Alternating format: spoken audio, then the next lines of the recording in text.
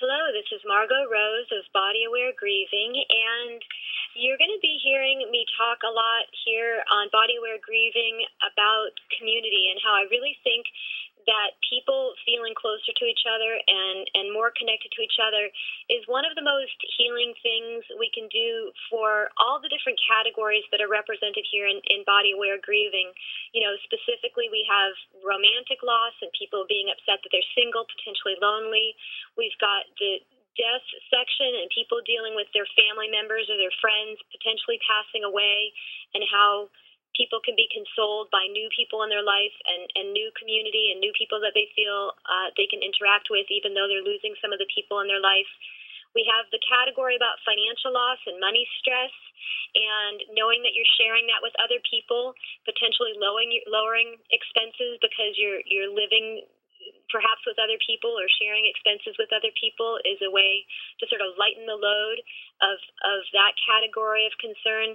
And especially we have here on Body Aware Grieving a whole section and a whole focus on suicide. And we'll be talking much, much more about that as Body Aware Grieving grows. How can we reduce the levels of suicide that have gotten so extreme in particular in North America culture? How we can have more people feel satisfied and feel like they're part of things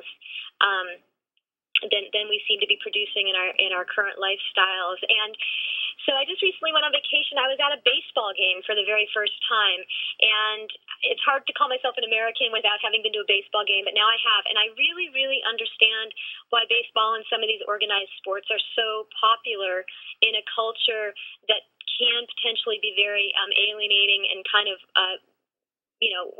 we have a lot of people in our culture who have a tendency to feel lonely, and I can understand that being part of the team sport experience and being part of the audience was so engaging, and I really understood why people are so attracted to it.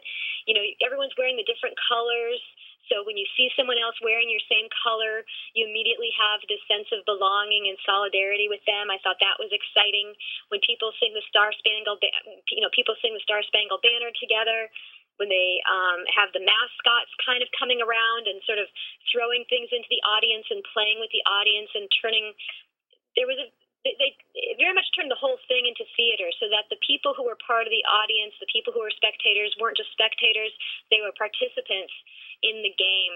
And I could really see how even if you were feeling like you were on your own or showing up alone to one of these games, that you would feel like you were part of something bigger, that you were cheering with people, that you were having some contact. It was very easy. People were talking to each other easily. Strangers were talking to each other just based on where they were arguing about which players they did or didn't think were doing a good job.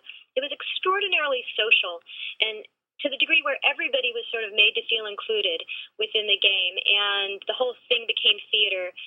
The participants, the salespeople walking around with, peanuts and beer and walking up and down in the stands, that there wasn't this us and them. Well, there's an us and them between the different teams, but everybody who was there to see the ball game in this case was part of the show. You belonged just by being there. And anyhow, so I'm really going to be looking at how we can continue to build different senses of community.